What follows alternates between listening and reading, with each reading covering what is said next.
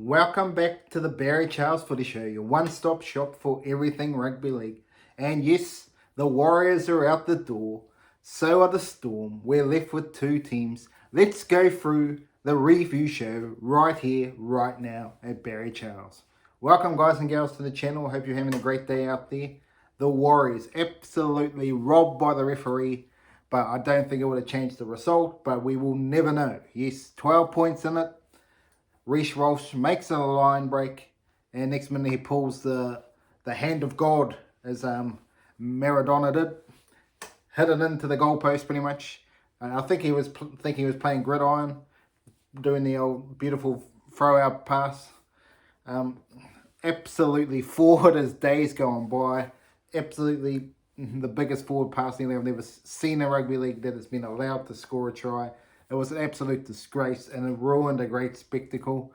I don't know if the Warriors would have won, but we will never know. They never get the opportunity because of that mistake, because they would have had a chance down the other end. But what I would say, though, when I was looking at the two teams, defensively on the line, the Broncos would be the Warriors were absolutely savaged, and especially DWZ. He has all the talent in the world in terms of scoring tries, but in letting in tries, he lets in just as many. That's going to be the question mark that he's going to have to work on next season. Do they put Sheck next to him? Do they put Niakore next to him? They need to put someone that can defend, because at the moment it's an absolute shambles out there with Shaun Johnson as well. Shaun Johnson's been all right, actually, surprisingly, in defence. But just outside, it's just not looking good. So whether Tuivasa-Sheck goes there, or do you put Chanel Klokstad there, not known as a defender, do you put him on the wing? This is all the stuff we're going to talk about very shortly. We're going to talk about it. But to the game itself, the Broncos, in the end, were too good, but the score probably would have been a bit closer than what we ended up with, just with that and the sin binning. Pompey's was a sin bin, so was Katani Staggs down the other end earlier in the game. So it's just ref justice there. But let's be fair, I don't think the Warriors were going to win. On the night, just the way they defended, they just did not look like they really wanted to commit like they need to. They need the siege mentality there, but they just went up to the pace of the Broncos. And the surprise to everyone is the offloading of Broncos. Absolutely just offloaded at will. It was like the Warriors back in the day. They absolutely do that. That's what they're going to have to do if they're going to beat Penrith. They're going to have to offload. But yes, it was absolutely a beautiful show. Payne Harsey delivered. Tom Flegler, Kerrigan, pretty much the whole team delivered. There wasn't many bad players. The Warriors had their chances, but again, another issue was the goal kicking this time. Pompey, whether he keeps it long term, I don't know.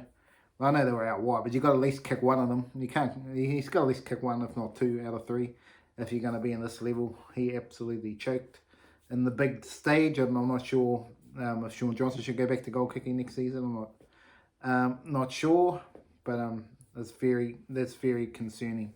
But yeah, let's look at the Warriors though. Now let's have a look at the Warriors going forward to next season. What can the Warriors do?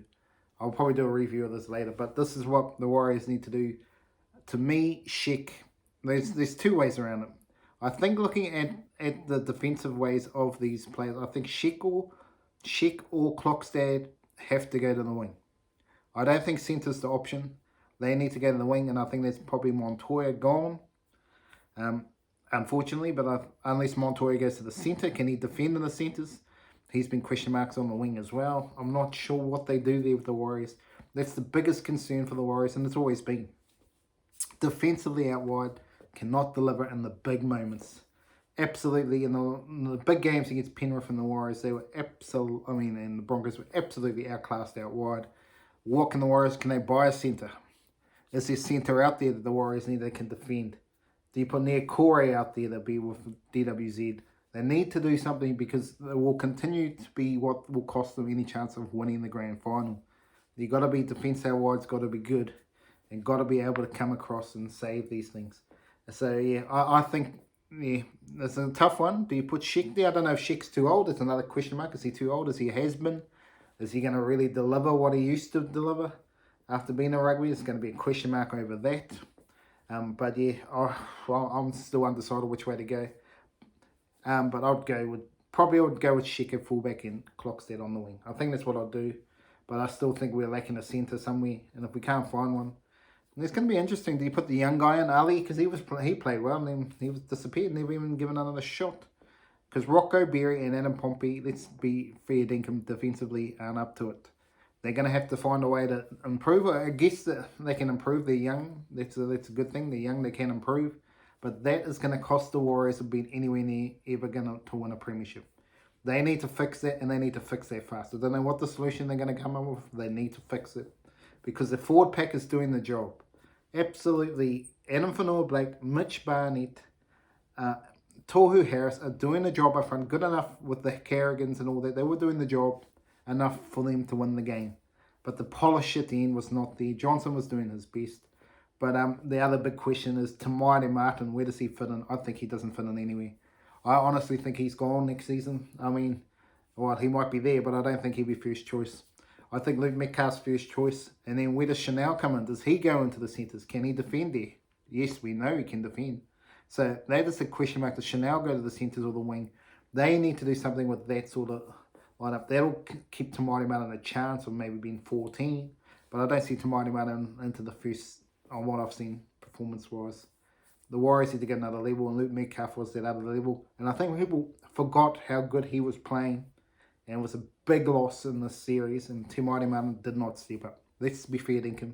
In the games he played, he was absolutely outclassed. He couldn't defend, absolutely. I'm not saying a bad thing about him. He was the last man standing just about. There was still Falkman they could have picked, but that's another story. But yeah, Te Maire Martin coming back from the leg injury was probably just a little bit too hard and really just put too much pressure on Johnson. But anyway, that's just a rant on a few things the Warriors can improve. It has been a very good season for them. So don't be down on the dumps. This is something the Warriors haven't done for a long time. So to get this far is very good. Obviously, it's not good enough to beat the Penrith from the Broncos. They're going to have to go to their next level. Can they go to their next level? That's potential. It's going to be interesting how they look at their centre position for mine. I think it's a huge place. Does Chanel go there? Roger go there? But then he's still got the issues on the wing. I mean, it's going to be an interesting dynamic what they do there. They bring the young Ali in. Another full pre-season. Do they just keep relying on Pompey and Rocco Berry to get it done?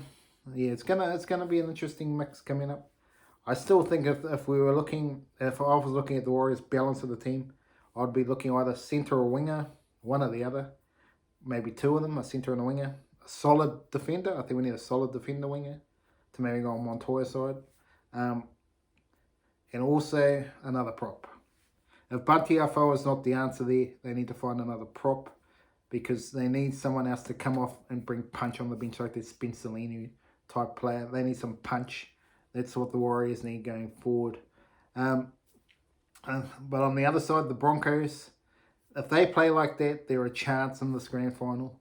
But I'm not convinced they can beat Penrith. Penrith, just a class above. You're going to have to affect their thing, because they are ruthless, Penrith, very ruthless. And they were ruthless against the Melbourne Storm. And Jerome Luai, what a play. Absolutely, Jerome Luai did not look discomfort at all. He was absolutely having the time of his life. So was the the rest of the team. The Panthers are absolutely, to me, the team to beat. I thought the Broncos were a little bit haphazard in the first half. They did get away to a good lead in the end, so you can't complain about that. But defensively, they cannot dish out what they were doing in that early part. It's gonna be costly against a big team like Penrith. They will, So it's gonna be an interesting grand final. But in terms of Storm, I never saw them. No chance at all winning that game. Absolutely few injuries. Jerome Hughes wasn't 100%. Cameron Munster's been down on form all season long. Not gone to that next level. But funnily enough, he's better for Queensland than he is for his club level. And it's opposite of Nathan Cleary. He can't get it done at State of Origin level, but gets it done for the Panthers. So there's a question mark here on the legacies here, especially if Nathan Cleary wants to be an immortal. He needs to deliver a New South Wales level. And what I saw of the Papua New Guinea game, Daly Cherry Evans won't be making the 20-man squad for mine. And I think they got Ben Hunter's cover at halfback if they have injuries. I think Nathan Cleary will be there. Luai, depends on his injury. whether he can get through the games. Will he be there? That's going to be another question. Well, obviously, I think he'll play for Samoa if he's going to play. So this probably takes him out of it. But it's interesting to see what Brian To'o, does he stay there as well? It's going to be interesting mix, see what these players do. Crichton as well, does he stay loyal or does he want to play for Australia? So there's a bit of mixtures in the Australian team, how that's all going to work out. Whether they make the move, it's going to be a tough selection. It's going to be a couple with guns miss out. Clearly, I don't think Dylan Edwards makes it. And I think either Reece Walsh or Kalen Ponga are going to miss out, I think. I don't know if you can get all three of them in there. I think Reece Walsh has done enough for mine to say he deserves the position, but the question mark for Reece Walsh is they reckon he doesn't play anywhere else. Well, I think he can play a 5'8", no problem at all. Hooker, I'm not so sure, but then saying that, he's got speed to boom, just give him the ball, let him run. I think Reece Walsh deserves to make the team. I could argue Kalen Ponga does as well, but I just really think Reece Walsh is probably the best player in the game right here, right now. If you've been fair honest, he is the best player in the game. Yes, he might have made the intercept, but he is electric. He could surpass Billy Slater on talent. No doubt about it. You can have the robotics of Tedesco and Dylan Edwards. I mean, I'm not saying they're not good players, but they don't have superstar talent. I know Tedesco is the captain of Australia, but Reece Walsh has superstar talent. If he can produce it regularly, that has always been the problem with the superstar players, Andrew Johns included, Jonathan Thurston at times. They're not consistent enough at clubland. But when it comes to the big games, they really do step up. So it's going to be interesting to see if Reece Walsh can blow out this Panthers team, because he's going to have to be the key with Randall Reynolds and Kerrigan if they're going to be a chance in this grand final. But yeah, Melbourne Storm, where do they need to work on, folks? Well, this is pretty safe to say they rely so much on the spine. Pappenhausen hasn't been there for a couple of years. He is the missing link. They need him to play a full season in 2024 if they're any show on making it. If not, it might be time to say bye-bye to him and find someone else, because they are missing Nico Hines, and they really would love to have Nico Hines back there, because if Nico Hines was there at fullback, the Storm would be a big chance. But they also need to find some forward pack. They really went missing. Obviously, losing those experienced players, they may be a little bit over the hill anyway, proven at the Dolphins they haven't really delivered that well there. But that is, the Storm need to find some big men if they can find them, because they're running out of troops in terms of talent. But they need to me, have to recruit if they want to be a chance of going up the ladder, because I've seen them sliding down the ladder in 2024, even though I keep saying this every year, and Melbourne still find a way to continue to do it. But I'm just not convinced they're the team. But they have some star players, obviously Munster. And Harry Grant's been very consistent, very consistent. You can't complain about his footy. He struggled maybe a little bit in the last game, but why not if your team's getting absolutely bashed up the middle? But anyway, that's just a little bit of a review of the games. Don't be worried, Warriors fans. I think there's brighter things to come. Whether they can get to the grand final level, I'm not 100% sure. But if they can start consistently at least getting into the top 8, the Warriors are doing something. If they fall off a cliff next year and not make the top 8, that's disappointing, like Parramatta and the Rabbitohs this year. They don't want to be that team. They want to be a consistent finals footies team. That's what the Warriors need to work on. They need to continue to work hungry and continue. You can do it for one season, but can you keep doing it like the Panthers, who have done it 4 years in a row? That's where the Warriors need to get to. But anyway, have a great day out there, and I hope you enjoy the footy. And we got 1 week to go, and then we're going to see the Kangaroos, Samoa, and New Zealand get it on. And also over in England and Tonga. So some games to come. So it's not over after this week, folks. There's still more footy to come. Have a great day out there. Remember to like and subscribe to the channel.